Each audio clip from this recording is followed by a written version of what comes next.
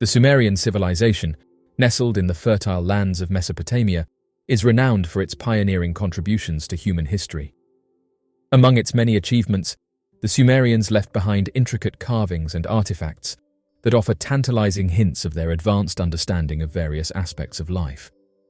A subject of intrigue and debate in recent times has been the presence of what appear to be timekeeping devices, often referred to as Sumerian watches, depicted in these ancient carvings. Intriguing carvings and depictions found in Sumerian artifacts have captivated researchers and enthusiasts alike. Among these carvings, some appear to portray what modern eyes might interpret as wristwatches. These objects, nestled on the wrists of various figures, stand out as anomalies within the context of ancient Mesopotamia. The Sumerians were renowned for their advanced understanding of various scientific, mathematical, and astronomical concepts. They were early architects of complex mathematics, the cuneiform writing system, and even the concept of the 60-minute hour. However, the existence of wristwatch-like devices raises questions about their potential knowledge of timekeeping mechanisms that would seem technologically incongruous for their era. In the carvings, individuals are depicted with cylindrical objects resembling modern wristwatches on their wrists. These objects display circular shapes and are accompanied by peculiar appendages that suggest possible crowns or dials. The specificity of their placement and design has led to speculation that these depictions could indeed represent timekeeping devices of some kind. While the idea of wristwatches in ancient Mesopotamia may seem anachronistic, it's important to remember that ancient civilizations had various means of measuring time, often using sundials, water clocks, and celestial observations. The Sumerians, with their advanced knowledge of astronomy, might have devised mechanisms to track time with impressive accuracy, even if they differ significantly from modern wristwatches. Some scholars argue that the wristwatch-like objects may not have been intended to represent functional timekeeping devices. Instead, they suggest that these objects could carry symbolic or ritualistic significance. In ancient cultures, time was often intertwined with religious and cosmic beliefs, and the depiction of these objects could have carried deeper meanings related to the passage of time and the cosmos. The presence of these wristwatch-like objects highlights the complexity of Sumerian culture and the intricacies of their artistic representation. Whether the carvings truly depict timekeeping devices or not, they provide a unique window into the Sumerian perception of time and the objects they associated with it. The depiction of wristwatch-like objects on Sumerian carvings remains a subject of intense debate. Skeptics argue that these objects could be simple adornments, amulets, or representations of tools unrelated to timekeeping. Furthermore, they point out the limitations of Sumerian technology in producing actual wristwatches as we understand them today. The presence of Sumerian watches on ancient carvings invites us to reflect on the challenges of interpreting artifacts from bygone eras. It underscores the delicate balance between recognizing the sophistication of ancient civilizations and avoiding the imposition of modern perspectives onto their achievements. Regardless of whether the wristwatch-like objects were functional timekeeping devices, symbols of cosmic significance, or artistic renderings, they serve as a reminder of the mysteries that linger in the shadows of ancient history. These enigmatic carvings compel us to continue our exploration of the Sumerian civilization, its beliefs, and its contributions to human progress.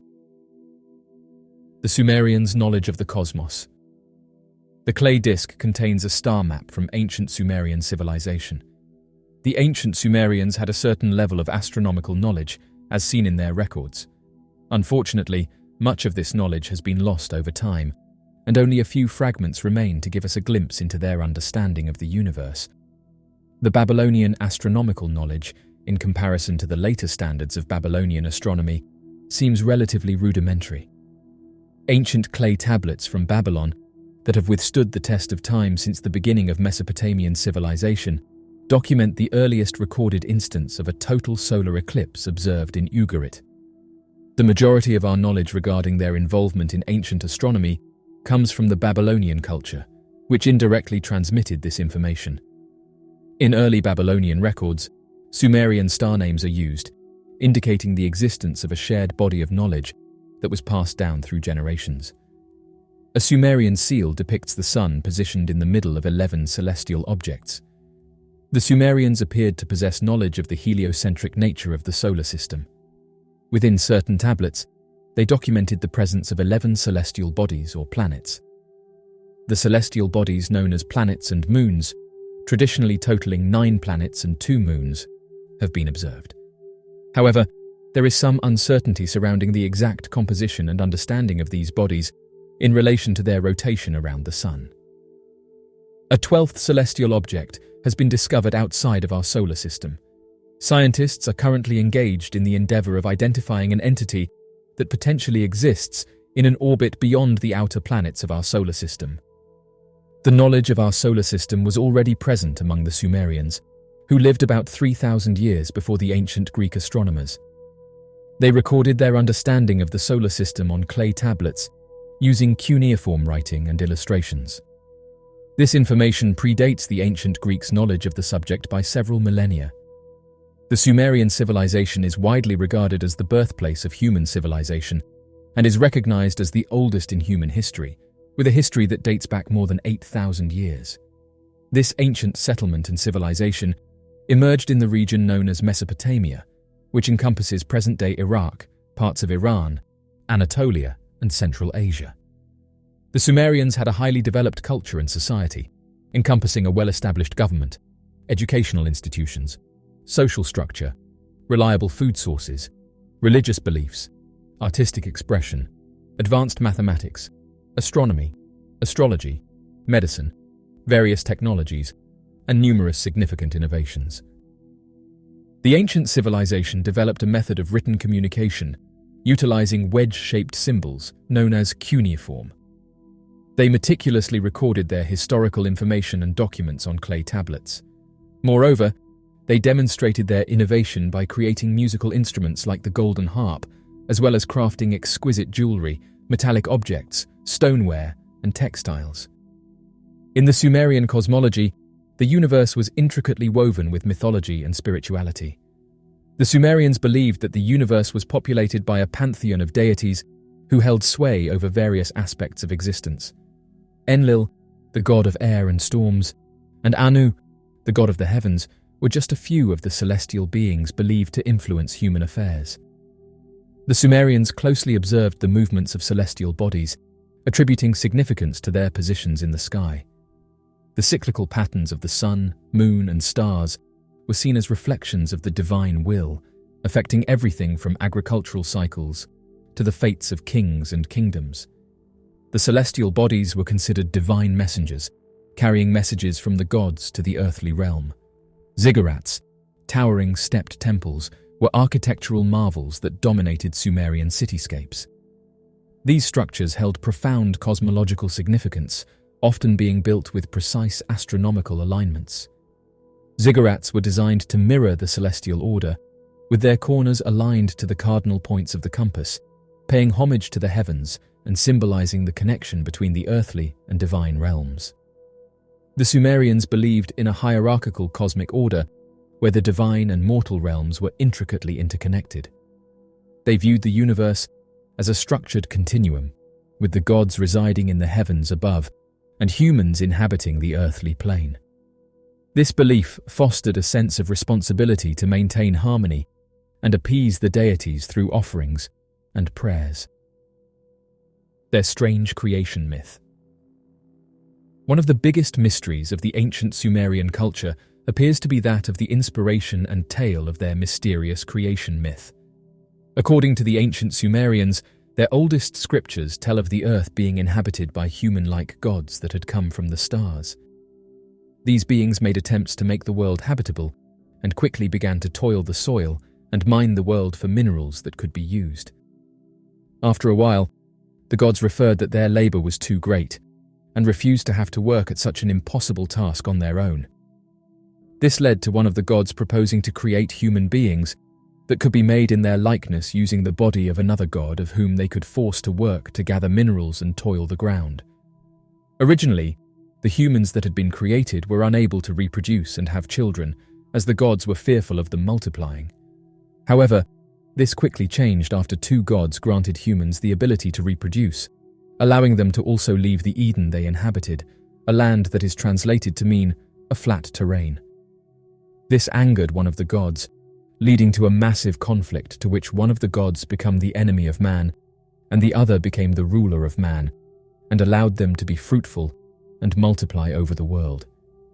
These terms of modifications, creation, and the formation of an Eden have left many wondering instead that perhaps these ancient biblically similar accounts are evidence of advanced beings having genetically created and modified humans as a labor force, only to be given equal rights and abilities that have slowly evolved.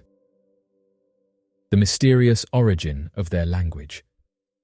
Though many aspects of the ancient Sumerian origins are shrouded in mystery, there is none more so mysterious than that of the origin and formation of the ancient Sumerian spoken language that is possibly among one of the oldest spoken and written languages in the history of humanity.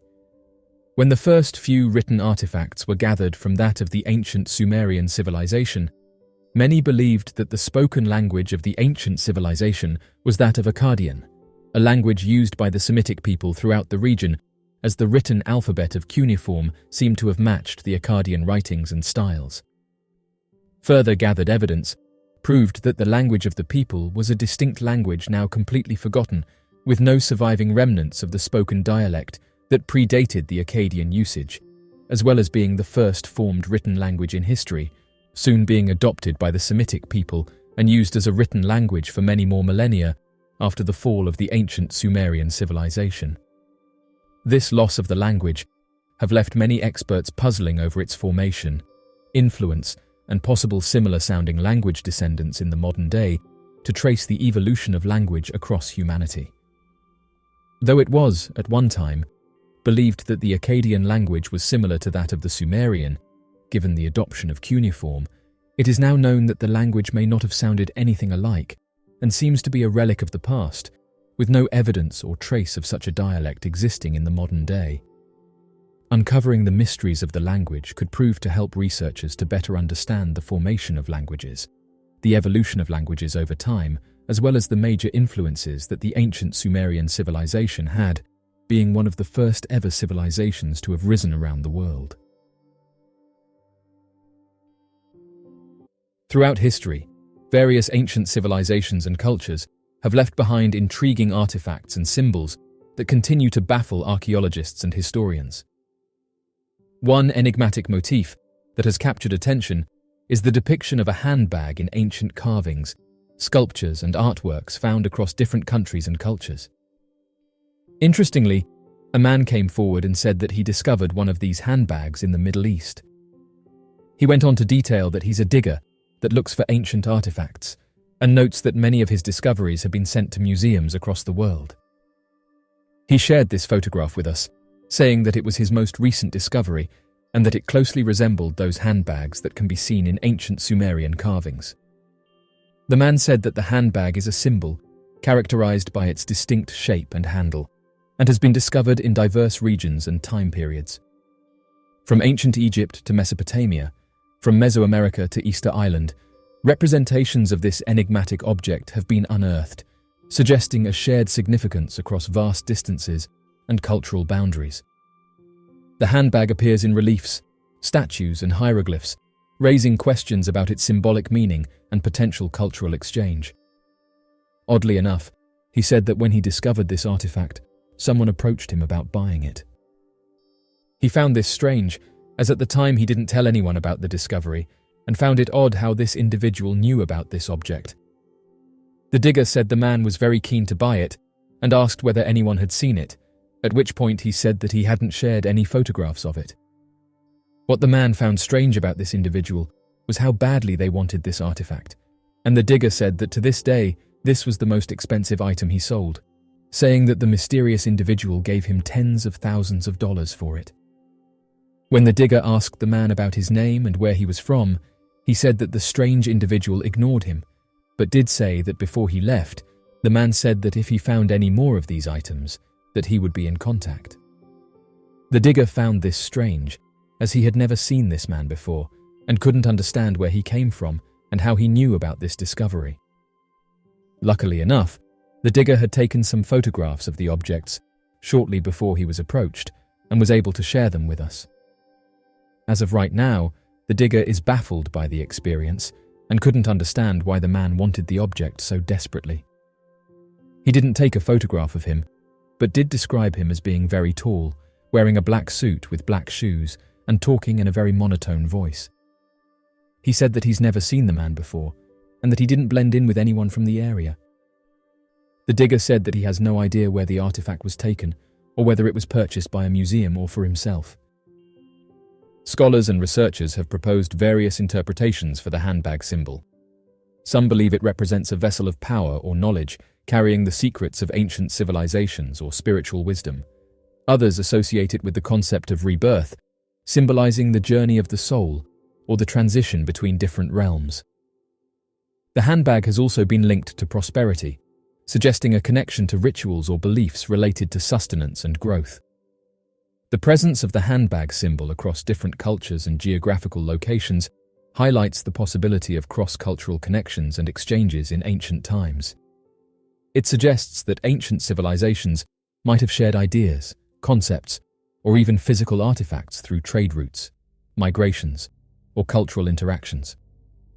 The symbolic journey of the handbag implies a common thread that unites seemingly disparate cultures in their understanding of the world and its mysteries. The handbag symbol has sparked numerous theories and speculations. Some propose advanced influence, suggesting that ancient civilizations received advanced knowledge or technology from otherworldly beings. Others interpret it as a symbol of a lost civilization or an ancient global culture that predates known history. However, these theories remain speculative, and further research and archaeological evidence are necessary to provide conclusive explanations.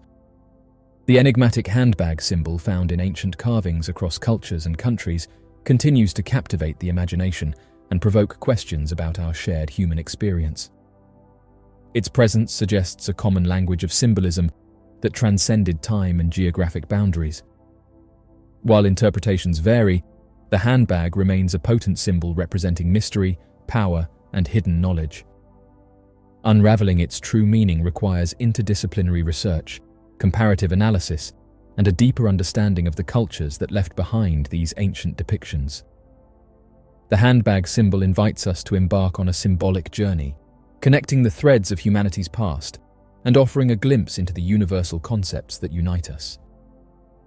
The ancient Sumerians, who inhabited the land of Mesopotamia, present-day southern Iraq, between the 4th and 3rd millennia BCE, were a remarkable civilization that laid the foundation for many aspects of human culture and civilization.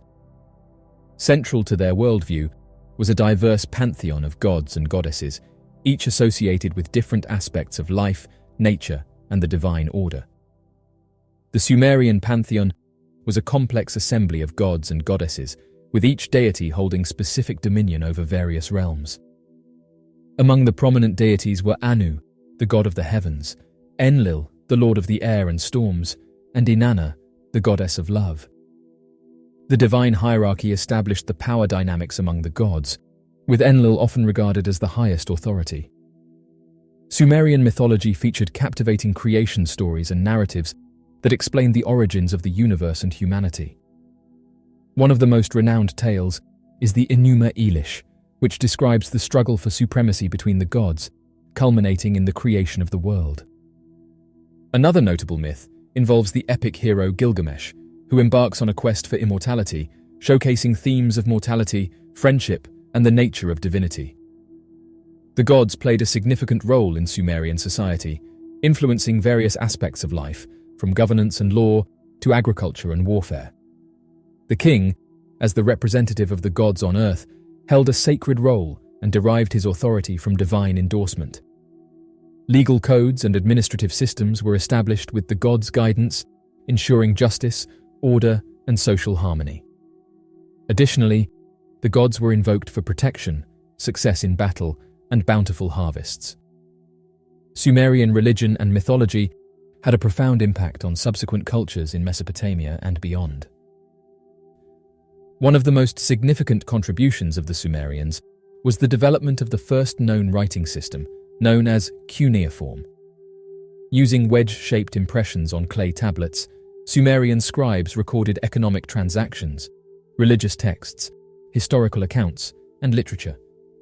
Cuneiform was a complex system that allowed for the dissemination of knowledge, fostering the growth of literature and the preservation of cultural heritage. The Sumerians established some of the earliest known legal codes, such as the Code of Ur-Nammu and the Code of Lipit Ishtar, which laid the groundwork for later legal systems. These codes emphasized justice, fairness, and the protection of individual rights. Additionally, the Sumerians developed administrative systems, with officials responsible for taxation, record-keeping, and maintaining public infrastructure. These innovations facilitated governance and the efficient management of a growing society.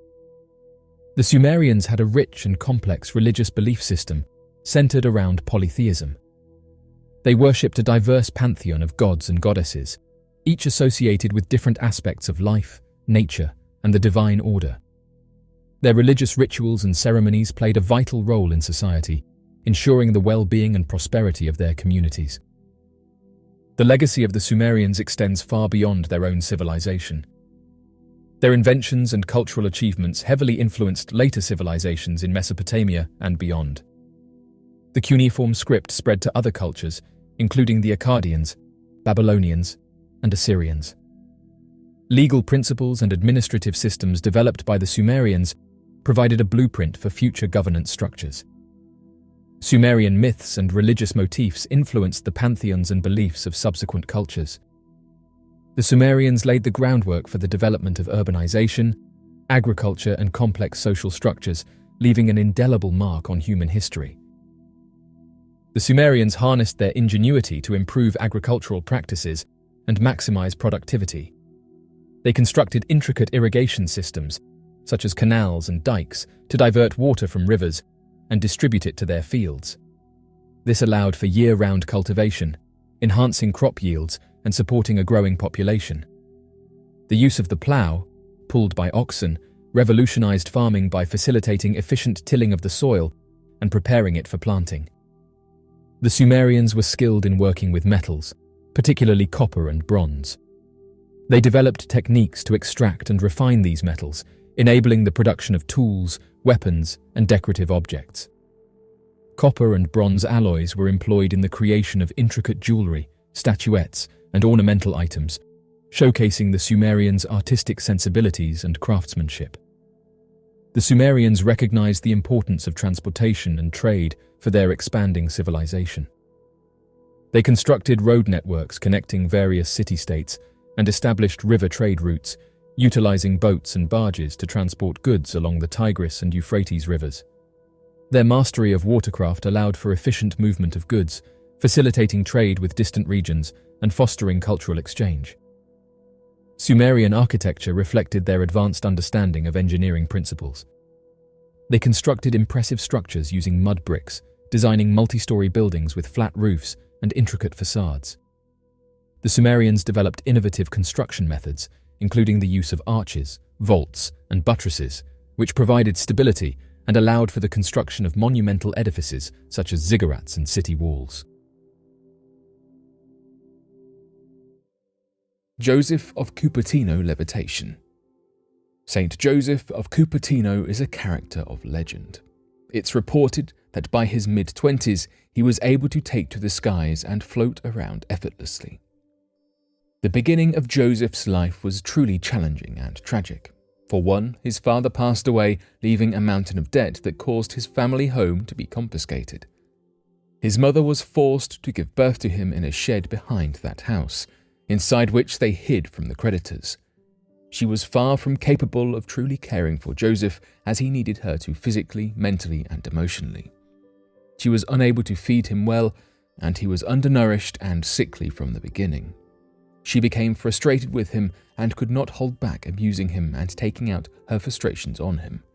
Later in life, Joseph was unable to learn at school or in an apprenticeship with a shoemaker. Many people who met Joseph supposedly reported him as dull and absent-minded, unable to form thoughts into speech and communicate like his peers.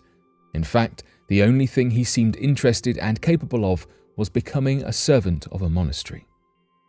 He was transformed by this, became much gentler and kinder and began begging for the poor. In time, he would be given another chance and become a Catholic priest in 1628. Many occurrences of Joseph's flights from then on are proclaimed. He was said to have flown up to plant a cross into its socket for some labourers, soar into the sky and hover over a crowd of people during a feast, and was even witnessed levitating by Pope Urban VIII. This earned him the nickname the Flying Saint. He was also reported to unblind and cure many sick children, so much so that the ill began to seek him out. Miracle of the Sun in Fatima. In 1917 in Fatima, Portugal, many people claimed to have witnessed the sun moving. As they looked up into the sky, it became a well-defined, dull, great white disk which spun around and moved about the sky above them. Some witnesses say they saw the sun come closer to them, while others saw everything in a deep amethyst colour. One thing is for sure though, this was no ordinary Friday. Around noon that day in Fatima, spectators of the phenomenon began to see a change in the atmospheric conditions. Prior to this, it had been muddy and wet, and the air around them seemed to change. Then, as described by one man who was present, the sun started breaking. Nobody had any clue what was going on, and their view of our nearest star began warping and shifting. It appeared to spin and whir around in the sky, changing colours, and some thought it even came closer to the earth. The wind started to blow. Witnesses began to confess their sins, and soon enough they realized the ground was dry. Their clothes were also dry. Many witnesses of this event believe it to be a true miracle, and supposedly the event quelled a growing atheist population at the time. Skeptics would probably point to optical distortions caused by clouds called sundogs, visual disturbances caused by staring at the sun, or even some sort of collective delusion. After all, there is no evidence that it rained as much as some witnesses claimed it did. Also, if the sun itself began moving and changing, it's likely that some of the millions of other people below the same sun would have reported the same things. All these people in Fatima, however, were there to witness a miracle told in Christian prophecy. It's quite possible that while expecting to witness a miracle, they happened to see some disturbances in their optical view of the sun due to clouds of ice crystals or stratospheric dust. While possible that reports such as that of seeing a violet hue over everything were due to retinal damage from staring at the sun for too long, the biggest hole in the story is that most of the reports of the event have differing details. Some saw purple everywhere. Some others saw a blue and yellow sun, and some say it was brighter, clearer, and closer. Regardless of what you truly believe occurred in Fatima in October of 1917, the phenomenon is historic and mystical. Iron Crown of Lombardy. According to historians, the Iron Crown of Lombardy was made during the early Middle Ages in the 4th or 5th century. It consists of a large ring of gold that is fitted with a silver band and some precious jewels, all fitted around an iron ring. It is believed that the Iron Crown contains a 1 centimeter wide iron band that was beaten out of one of the nails used at the crucifixion of Jesus. The crown became a symbol of the Kingdom of Lombards. Later, it was in the custody of the medieval Kingdom of Italy and was used for the coronation of kings in Italy during the 11th and 14th century. Today, this mysterious ancient relic is present in the Cathedral of Monza, which is located near Milan in Italy. According to the popular tradition, the crown was made by Saint Helena, who was the mother of Constantine the Great. She had discovered a nail from the true cross when she ordered to forge a crown around the beaten nail. She believed that it would bring blessings and good fortune to her son. Later, the crown was passed to Theodolena, who was a princess of the Lombards. She received it as a gift from Pope Gregory the Great. In 628 AD, Princess Theodolena donated the crown to the church in Monza. There has been a strong argument amongst the religious scholars over the authenticity of the nail that was used to forge the crown. To this day, there is no consensus about its authenticity. However, it is kept at the Cathedral of Monza just outside of Milan and is considered to be a sacred relic. According to the cathedral authorities, the inner iron ring of the crown is in perfect condition and has shown no signs of rusting, despite being made thousands of years ago. In one of the studies conducted in 1985, it was revealed that magnets do not get attracted to the crown's iron ring. Like many other artifacts associated to Jesus, this artifact is also likely to be a subject of debate amongst historians as well as the religious scholars for many decades to come. Gabriel Amorth was a Catholic priest and the chief exorcist of the Vatican.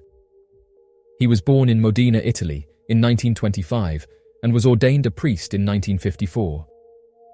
Amorth became involved in exorcism in the 1980s and was appointed as the chief exorcist of the Vatican in 1986, a position he held until his passing in 2016. Amorth was known for his outspoken views on the subject of possession and the practice of exorcism. He estimated that he had personally conducted tens of thousands of exorcisms during his career and was a strong advocate for the Catholic Church's teachings on the reality of the devil and the need for exorcisms. Perhaps one of the most terrifying things he said during his life was that he believed the devil was inside the Vatican. In an interview with the Italian newspaper La Repubblica, Father Gabriele Amorth, a leading exorcist in the Catholic Church, defends his work, as well as that of the Association of Exorcists. According to Amorth, although the devil is not omnipresent, his presence can cause immense pain and suffering. The ritual of exorcism is a complex and challenging process that requires the full will of a man, and detailed that this can have physical and psychological effects on the human body, many of which you never recover from. As per his claim, he has successfully treated more than 70,000 cases of demonic possession. The evil spirit is believed to be pure spirit, and thus is considered invincible. When a person is possessed by the devil, they are often heard blurting out painful blasphemies. It is also said that the devil can remain hidden for long periods of time and can speak in different languages. These attributes of the devil are widely acknowledged, but those involved in this phenomena have said that you need to be incredibly well versed in order to be able to take on this entity. According to Father Amorth, he has the ability to transform himself, but at the time admitted that he was not scared of this gift. During his time as an exorcist, he carried around artifacts in a small pouch and believed that God had chosen him for this work. However, when he was asked if the devil could strike inside Vatican City, Father Amorth became serious and started to show slight discomfort. Despite his fearlessness, at the time he understood the gravity of the question and the potential consequences of such an encounter with this entity. This highlights the importance of spiritual protection in even the most holy of places. The individual in question has a history of attempts to cause harm to religious figures, particularly those of the Catholic faith. Back in 1981, Father Amorth detailed that the devil attacked John Paul II. Father Amorth said that although this dark entity was inside the Vatican, he never feared it and always felt like God was behind him. He said that it's for this reason that he kept the position of lead exorcist for so long, and detailed that many people were cured during his time at the church, noting that after they were fixed, they never exhibited any other problems. Demonic possession is a topic that is often debated, and opinions may vary depending on cultural, religious, and scientific beliefs. From a religious or spiritual perspective, demonic possession is typically seen as a serious and real phenomenon that requires intervention from a trained exorcist or spiritual leader. In some cultures, such as those with strong belief in the supernatural, demonic possession is taken very seriously and treated as a legitimate concern. From a scientific perspective, there is little evidence to support the existence of demonic possession. The symptoms attributed to possession can often be explained by natural causes. Regardless of one's beliefs, it is important to approach cases of suspected possession with compassion, empathy, and an open mind. The Catholic Church considers exorcism as a religious practice that involves the expulsion of evil spirits or demons from a person who is believed to be possessed. The Catholic Church has a specific set of guidelines for performing exorcisms, and only authorized priests who have received special training are allowed to perform them. The Catholic Church recognizes that demonic possession is a rare phenomenon, and they emphasize the importance of ruling out other possible explanations, such as natural illnesses, before attempting an exorcism. Before performing an exorcism, the priest is required to obtain permission from the bishop of their diocese, who will typically consult with medical professionals and mental health experts to confirm that there is no other explanation for the person's symptoms. During an exorcism, the priest will typically pray, read from the Bible, and use holy water and other religious objects to try to expel the demon. The exorcism may take place in a church or other religious setting, and the person being exorcised may be restrained to prevent harm to themselves or others. The Catholic Church stresses the importance of treating the person with compassion and respect during the exorcism process. Overall, the Catholic Church takes the issue of demonic possession seriously, but also recognizes the importance of approaching the issue with caution and discernment. The Zozo Demon. The Zozo Demon is a spirit who you may not have heard of. This mysterious and newly discovered entity is not one to take lightly, and the story of its existence is as frightening as it is interesting. The Zozo Demon is a mischievous spiritual entity that makes contact with humans through the use of Ouija boards. Those who have reported to come into contact with Zoho state that he reveals himself by guiding those using the Ouija board into making figure eights, before moving frantically between the letters Z and O. Zozo's interactions with humans often begin friendly and cordial, but they soon turn frightening. Zoho has been reported to curse and threaten those who are present at the Ouija board. Believers in the existence of Zoho state that he has his origins in ancient times, dating back to societies from thousands of years ago in Africa. Still, his beginnings are shrouded in mystery. However, the first textual reference to Zoho first happened in 1818, in a book with the story of a young village girl who stated that she had been possessed by 3 different demons called Mimi, Krapule, and one named Zozo. In 2009, after years of obscurity, the demonic presence of Zozo began to undergo significant popularity through the work of a man named Darren Evans. Evans, a man from Oklahoma in the United States, claimed that he had come into contact with a demon called Zozo. Evans published his accounts through a website.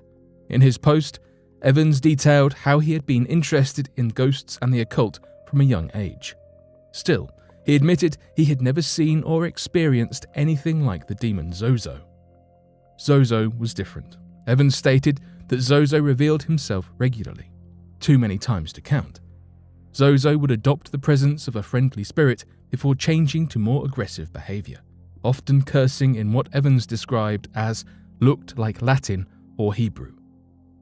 I was genuinely fascinated and startled by how many times Zozo showed up, even in many different states and many different Ouija boards, Evans wrote in his famous post.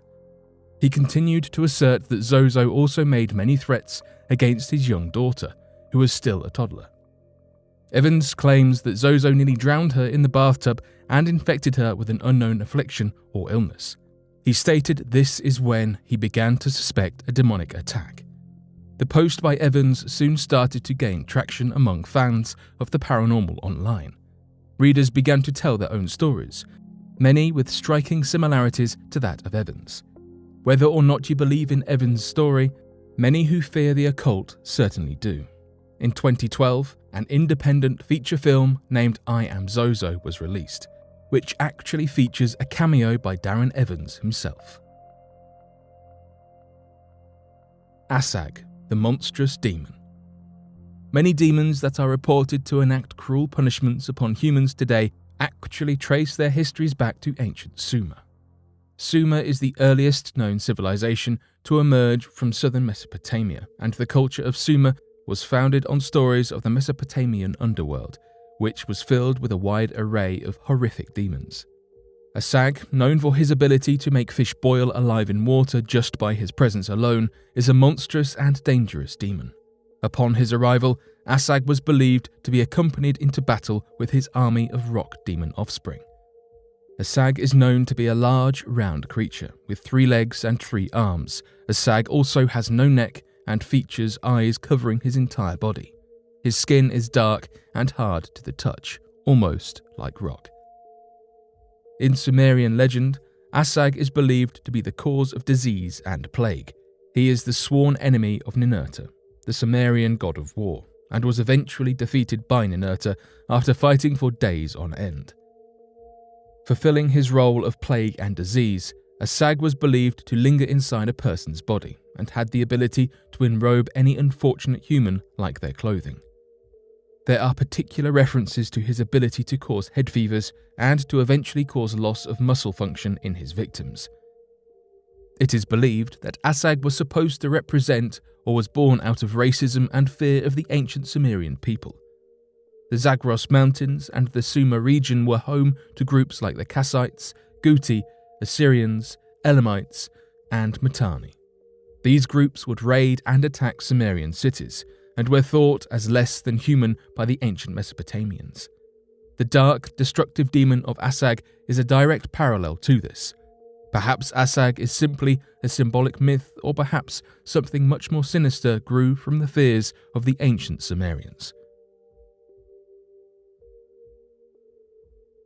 So, what do you make of these demonic encounters? Be sure to leave your questions and answers in the comment section below and help us to grow this community while working to solve these unexplained mysteries. Thank you for watching, and don't forget to subscribe for more videos.